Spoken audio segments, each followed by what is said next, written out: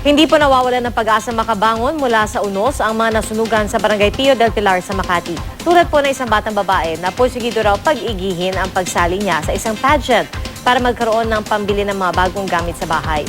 Balita hatid ni Von Aquino. Awitin ko ang alay ko sa'yo. Dinaan na lang sa kanta ng magkapatid na Neo at Edlin ang pagsubok na pinagdaraanan ng kanilang pamilya. Kabilang ang pamilya nila sa daan-daang nasunugan sa Botanical Garden sa Barangay Pio del Pilar, Makati City kahapon. Ayon sa kanilang ina na si Marlene Quino, wala silang naisalbang anumang gamit.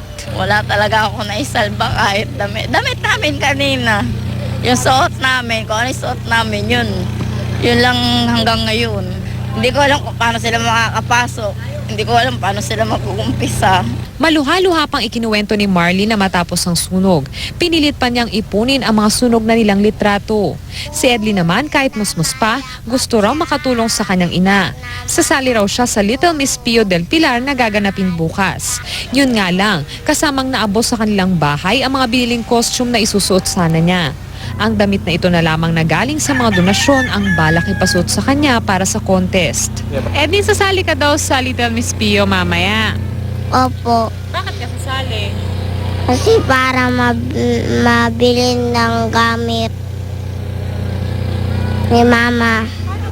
Kwento ng kanyang ina nang masunog ang kanilang bahay. Mas lumakas daw ang loob ni Edlin na sumali sa contest. Gusto raw kasi nitong makabili ng anumang gamit sakaling manalo ng pera. Idolo raw ng kanyang anak ang child star na si Riza May Dizon at ipinakita pa sa amin ang kanyang talento sa pagsayaw. Nawalan man daw sila ng bahay. Lubos naman ang pasasalamat ni Aling Marlene dahil nakaligtas ang kanilang buong pamilya. Von Aquino, GMA News.